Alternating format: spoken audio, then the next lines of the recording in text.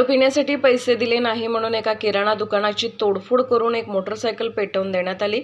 तसेच एका महिलेचा विनयभंग केल्याची घटना राहुरी शहरातील मुल्ला माथा येथे घडली।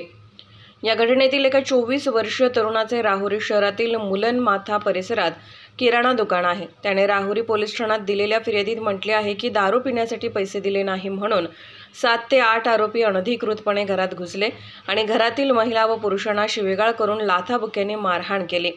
तसेच फिर्यादी तरुणाच्या आईची साडी ओढून तिला लज्जा उत्पन्न होईल असे कृत्य केले। नंतर घरातील सामानाची तोडफोड करून एक मोटरसायकल पेटवून दिली। नंतर कोयत्याचा धाक दाखवून शिवीगाळ दमदाटी करून जीवे मारण्याची धमकी दिली।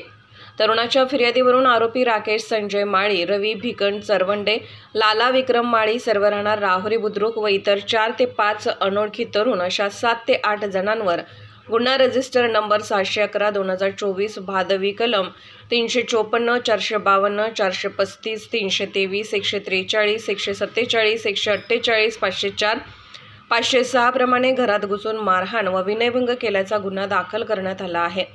या घटनेचा पुढील तपास पोलीस निरीक्षक संजय ठेंगे यांच्या मार्गदर्शनाखाली पोलीस हवालदार विकास वैराळ हे करत आहेत।